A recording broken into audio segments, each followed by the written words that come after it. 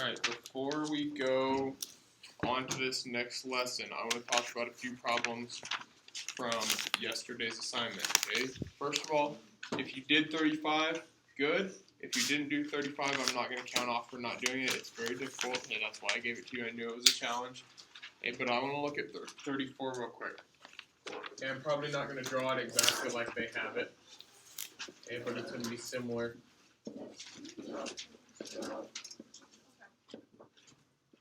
It looks something like that, right? Basically, there's a bunch of parallel lines going on. Okay, now, you have to be careful here. Okay.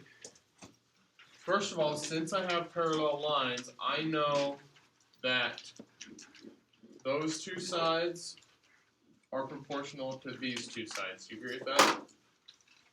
And so on all the way through, right? Which would then be proportional here, and here, and here, and here, right? They would all be proportional. Okay? Now, you have to be careful when you go to find these sides. Because this side, if I do this over this, is that the same as this over this? That's where you got to be careful. It's not the same. Okay? And the reason it's not the same is because this is the side of my triangle, right? And this is the base of my triangle. Is you agree with that? Well, then if I do the whole side of my triangle, then I better do what? I better do the whole base of my other triangle. Okay, so make sure you use the whole base there. Okay, and vice versa. If you came out and did this side to this side, then this side should go over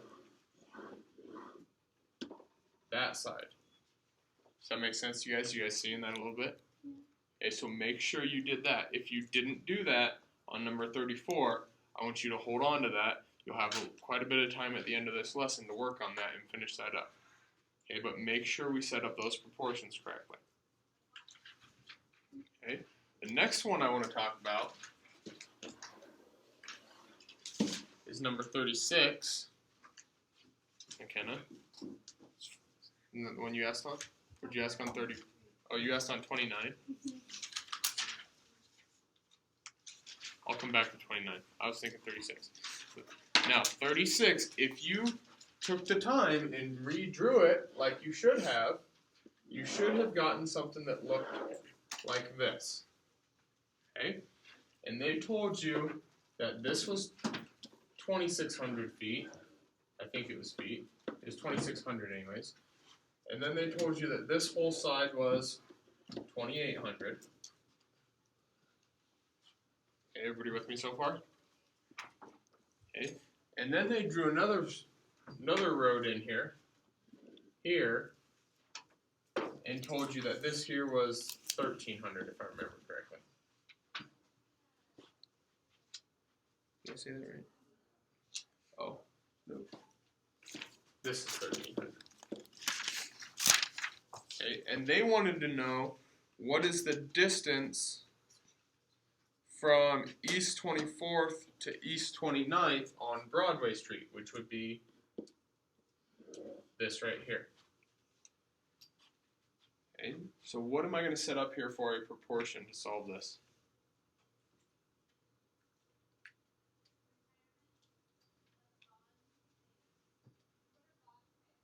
Okay. You could do 2,800 over 2,600. Which would be 28 over 26 and then x over 1300. And x over 1,300. Okay, and like Kate said, she crossed out these zeros because they reduce. Okay, and 28 over 26 is going to reduce to 14 over 13 equals x over 1,300. Okay, so there's the proportion you'd have to solve there. And then the next problem is a little bit different, but you guys have to redraw some diagrams. Okay, you have to be willing to go through the effort and redraw the diagrams, because that would make a huge difference right here. If you didn't redraw this, then you probably really struggled on this problem. because there's a lot of lines. Okay, so most of you are going to have to redraw the diagrams. Okay, now, quickly, let's take a look at 29, which was McKenna's question. Okay, here's the ocean up here. Okay, there's the ocean. Okay, we want to know, basically we're buying property. Okay, we're finding a place where we're going to buy a property, build a house. And these are my lots, A, B, and C. Okay, and logically the lot with the most ocean frontage is probably going to be the most expensive, right? That makes sense. Okay, and they give us that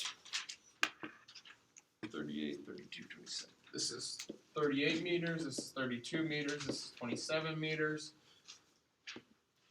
Okay, and all of this, okay, the total ocean frontage here is 122 meters. Okay, so that whole thing is 122. I want to know how much ocean frontage does each one have. So let's start with A. Let's say that's X. It told me these lines are all parallel. Okay, well 38 over X is equal to what? This is where you got to be careful. I know the whole thing's 122, right? So am I going to be able to just pick out this portion here? No, I don't know that much information. But if this is X, what's this whole thing here? That's going to be 122 minus X. Is that going to go on top or the bottom if X is on bottom? It's going to go on the bottom, so I know this is 122 minus X because that's all of this. Okay, but what needs to go on top? Can it just be this if I did this whole side? No, it has to be that whole thing, which is 59. Okay, and then you're going to get X. Okay, well now let's go back.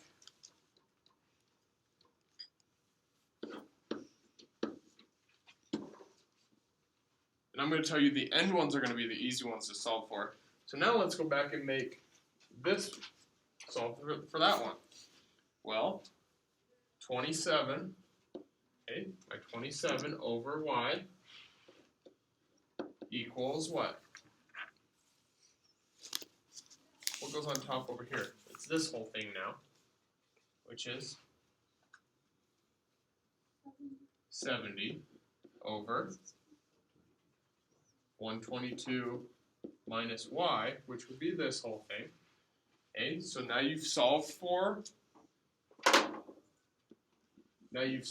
this, right? And you've solved for this. So can you figure out the middle part from there? Yeah. And then you'll just do 122 minus your two answers. Does that make sense? Okay. And then from there, number 30 says the lot that has the most ocean frontage is going to be the most expensive. All it's asking is which one's most expensive. So it's going to be the one that you've got the biggest number on. Okay, so again, finish those problems up. You'll have some time here at the end of class to do those if you need to, but let's get our notes out for 8.7, talking about dilations.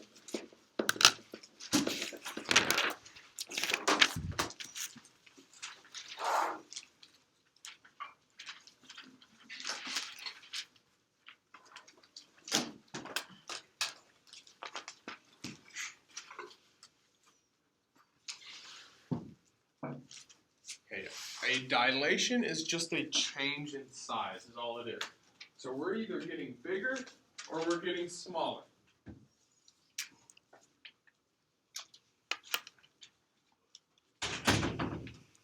Okay. The first one we'll talk about is a reduction. Actually, before we even do that, we need to know what K is. K is going to be your scale factor. Okay, and by scale factor, that means how much am I changing? What's the scale on a map? Does that make sense? On a map, maybe 1 inch equals 3 miles.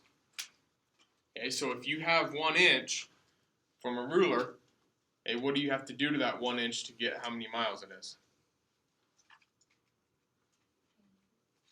Multiply. So 2 inches would equal 6 miles. 8 inches would equal 24. Okay, we're always multiplying, right? Does that make sense to you guys? Okay, always multiply with your scale factor. And I'll show you some examples here in a second. But your scale factor, you're always going to multiply. It's how much bigger or how much smaller are you getting? And the first one we have here is a reduction.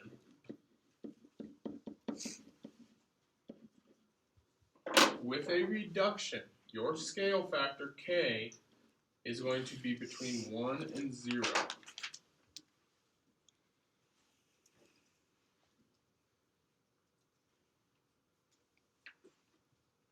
Okay. Now, if I take 12 and I multiply it by 1/2, because I'm always multiplying with my scale factor. Okay, so let's say my scale factor is 1/2. If I take 12 and I multiply it by 1/2, what do I get? I get 6. Okay, because 12 times 1/2, that's 12 over 1, right? Is 12 over 2, which is, 12 over 2, which is 6. You guys agree with that? So when you multiply by a fraction, which is between 0 and 1, okay, are you going to get bigger or are you going to get smaller? You're going to get smaller. Okay, so anytime you multiply by something between 0 and 1, you're always getting smaller. So for an enlargement,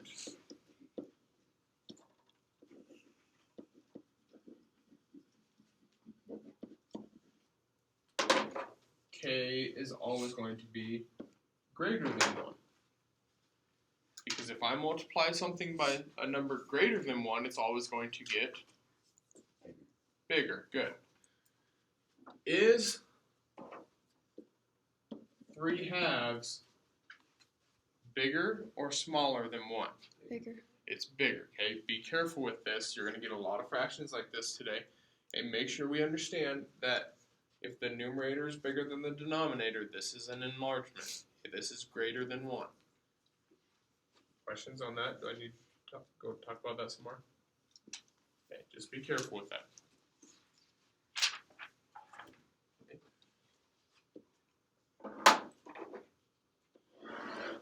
A lot of times with these, you're going to get diagrams that look something like this.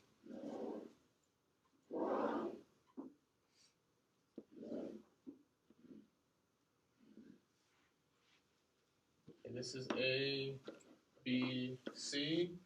This is A prime, B prime, C prime.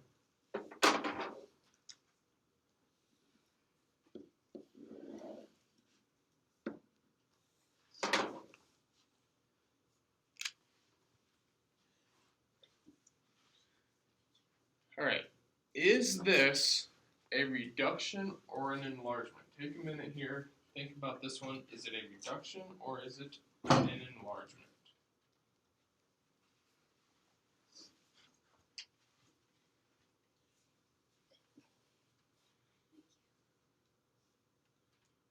What do you think, Kate? It would be a reduction because A prime is the image, one of the primes are the image within its Good. This is a reduction.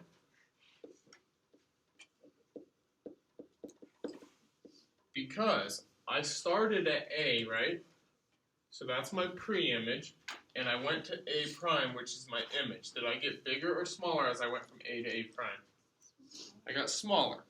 Okay, so it's definitely a reduction. Now, we got to figure out what my scale factor is here. Okay? First of all, if it's a reduction, is it going to be bigger than 1, or is it going to be between 0 and 1? 0. Between 0 and 1, good. So, if from here to here is 2, and here to here is 3, now obviously that's going to my small one, and then going to my big one, right? What order do I need to write these in, Johnny?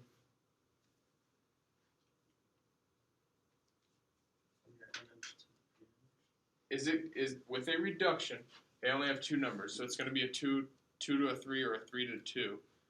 If it's getting smaller, Is it going to be 2 over 3, or is it going to be 3 over 2? Which one of those makes my diagram smaller?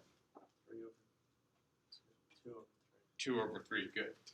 So my scale factor is 2 over 3.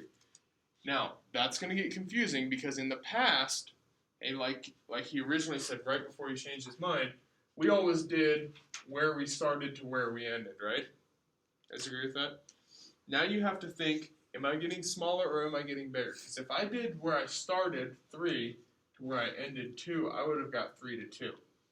But that's bigger than 1, right? Is a reduction bigger than 1? No. Okay, so just be careful. Make sure if we're reducing something that it's a fraction between 0 and 1. If it's getting bigger, then it would be greater than 1. Okay, will we ever have a scale factor that's negative? No, that's not going to make any sense. Okay, there's no way that you could, that something with a length or a mass could be negative. That doesn't make any sense. You can't weigh negative 183 pounds. It doesn't make any sense. Okay, the distance from me to Ricky cannot be negative 5 yards. Not making any sense. Okay, so your scale factor is never going to be negative. Okay. Now, what if I took this exact same diagram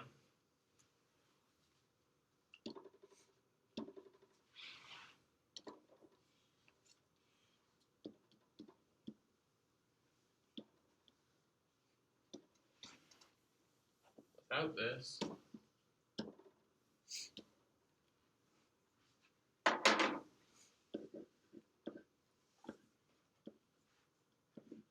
and I did this to it. Now, is this a reduction or an enlargement? Enlargement. This is an enlargement.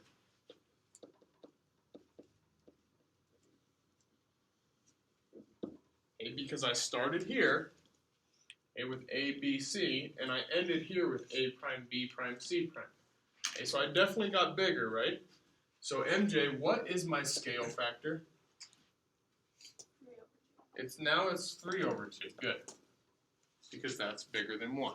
So that makes sense now.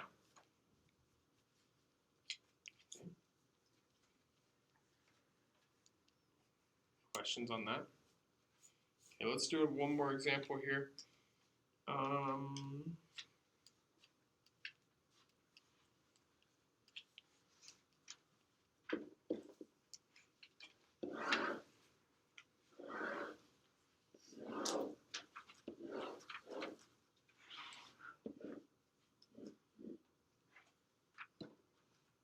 we're just going to leave it. Okay. Let's say this is A, B, C. This is B prime, A prime, C prime. And let's go ahead and say that this is 5 units, and this is 30 units.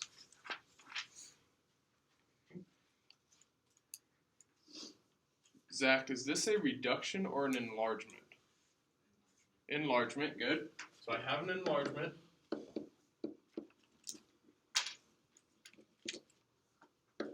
I want to know my scale factor. Okay.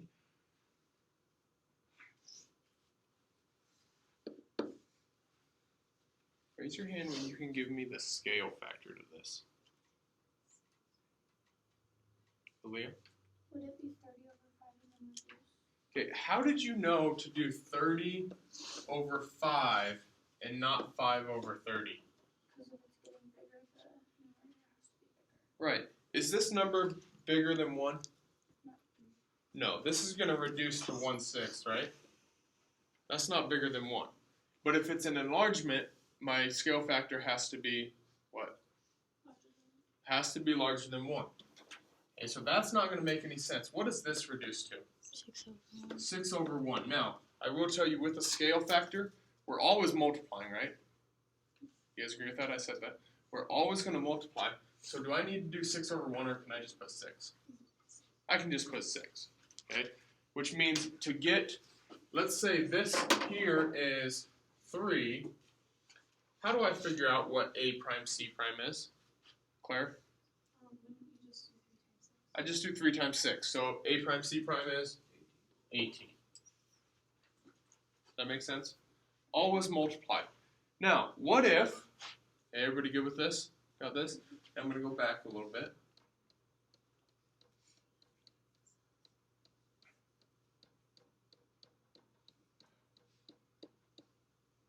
Oh, I'm going the wrong way. Okay, so now I have A, B, C, and let's make these the primes. Okay, now I have a what? Now I have a reduction. Okay, and my scale factor is now going to be 1/6. Okay, but let's go ahead and say that this over here is 24. How am I going to figure out what the smaller one is? Now be careful there. I want to go from 24 to this. Okay? And my scale factor is 1/6. If I multiply by 1/6, is it going to get smaller? Yeah. So what do I have to do? 24 times 1/6, which is the same as 24 over 1, right? Which is the same as 24 over 6, which is the same as 4. Okay. So just be careful. Make sure it makes sense. Because if you would have multiplied by 6 times 24, you get some huge number, right? Well, would it make sense for this side to be bigger than this one? No, that wouldn't make any sense. So make sure that things are making sense to us here. Okay, I want to do one more example similar to that before I go on to the coordinate plane stuff. Okay, I actually already have it drawn over here. This is why I'm telling you how to do this. It's not this exact problem.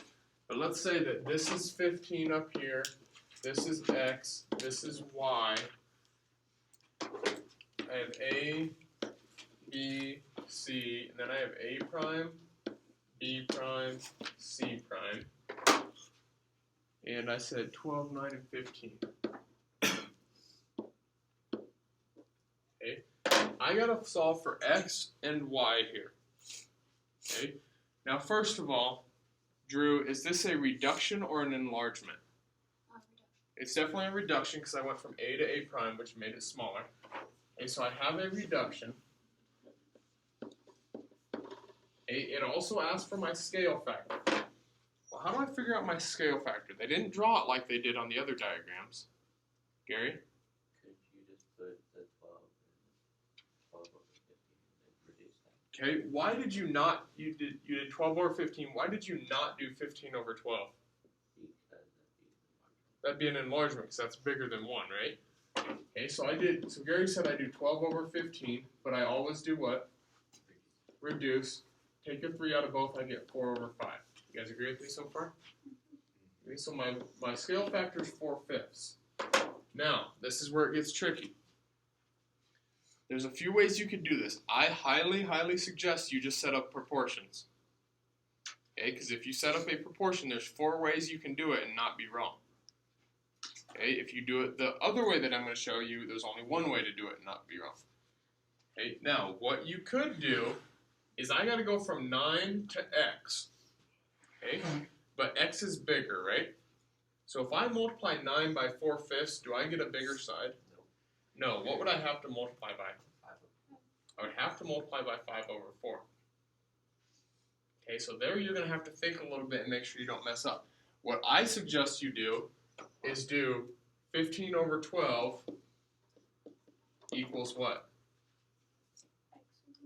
X over 9. Are you ever going to mess up if you set up a proportion? Probably not. Okay, does it matter whether 15's on top or 12's on top if you're doing a proportion? No. Okay, and it doesn't matter. You can do 15 over X, 12 over 9, 12 over 15, 9 over X. Okay, there's 4 ways you could set this up and be right. So I suggest setting up a proportion because here you would just reduce, which would be 5 over 4. Cross multiply, 9 times 5 is? 45 equals 4x. X equals 45 over 4. And you're done. Okay, I highly suggest you set up proportions. Okay, that would be the easiest way for you to solve these. Okay, questions on that? We would do the same thing for y. I'm not going to go through that, but we would do the exact same thing for y. Alright, the last part of this lesson is coordinate plane work.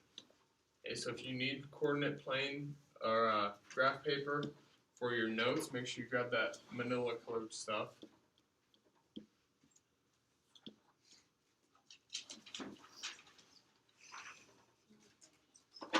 Okay, and I'm actually not going to do the one that they have in the book. If you want to look at their example, that's fine. I'm going to do a little bit more difficult one, like what would be on your homework. Okay, I'm going to go to here. I'm going to go 3, -2. I'm going to go over here. 7, -2. I'm going to go to 7, 3, and then I'll be at -3, 3. Can you be -3, 3 right there? I mean -3. Yep, it would be. Thank you. Okay, so I have a rectangle here. Okay, I want to do a reduction. Okay, and it'll tell you that, reduction or enlargement. I want to do a reduction with a scale factor of 1/3. Does that make sense for a reduction to be a 1/3? Yeah. Would it make sense for a reduction to be over 3? No, that wouldn't make any sense. Okay. Now, like I told you, with my scale factor, do I add? Do I subtract? Do I divide? What do I do? Multiply. We're always multiplying. Okay, so I want to find 1/3 of each of these. Well, what is 1/3 of -3? So what is -3 times 1/3? -3 times 1 is -3 over 3. Let me write this down at the bottom here so people on the video can see it clearly. Okay, so I'm taking -3 times 1/3, and I get what? -3 over 3, which reduces to -1. So when I change my -3's with a scale factor of 1/3, I get -1, because isn't -1 1/3 of -3 anyways? Okay, so instead of -3, 3, I have -1, what? Right, because 1/3 of 3 is 1. So I have -1, 1. Okay, now, first of all, -3, I know that's going to change to a -1. The hard part is now I have a -2. What do I need to do with that -2? Multiply it by what, Gary? 1 over 3, my scale factor, right? So I need to multiply -2 times 1/3. Well, what is -2 times 1/3? -2/3. Okay, is that okay? Can I put that on a graph? Sure, I can. Okay, it just might not be at a nice intersecting point, but I need to go to -1, -2/3. Okay, now we come over here. I gotta go to 7. What do I have to do to 7 to find where it should be? Multiply by 1/3, which is 7 over 3. Now, some of us might struggle with this a little bit. Where is 7/3 on a graph? Well, how many times is 3 going to 7? Twice, which is 2 times 3 is 6. So how many do I have left over? So this is actually 6 1/3, right? Okay, if you have to write your coordinate points, I want you to write it like this. Okay, but if you have to think about it like this, I'm okay with that. Sorry, this is 2 1/3, my fault. Okay, if you have to think about it like this, that's okay. Okay, but make sure that in your answer, if you have to write a coordinate point, you have 7/3, 2/3. Does that make sense to you guys? Don't give me a mixed number or a decimal in your answer. Okay, so I need to go to 7/3, 2 1/3, and I need to go down 2/3. So your points here. Okay, 7 changes to 7/3, which is 2 1/3, and 3 changes to a 1. So your actual reduction is going to look like that. Okay. Does that make sense what I did? If I was enlarging something, what would I do to each coordinate? Multiply it by whatever my scale factor is. No matter what you're doing, reduction or enlargement, you're always multiplying by your scale factor. They always multiply here. Questions on any of those? Alright, tomorrow we will do our activity with similar triangles. Okay, still come to class, bring all your stuff, do all that. Alright, make sure you have a pencil with you tomorrow. You should have a pencil every day, but a lot of us tend to forget that. Okay, so for your assignment, due tomorrow is page 509.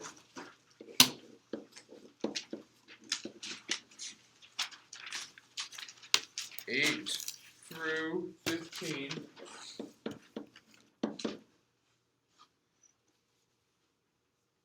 Twenty through 23. And 27 through 31.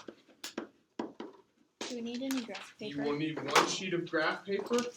I want you to graph 12 through 15 and make sure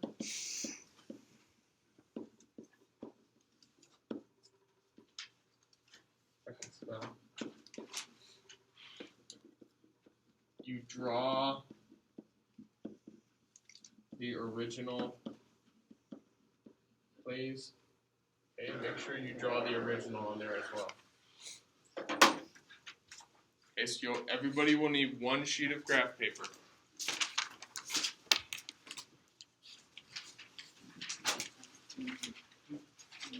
Again, make sure you set up proportions any chance you have. Proportions are going to make things easier for you. Proportions are your friend, exactly. I don't have any friends.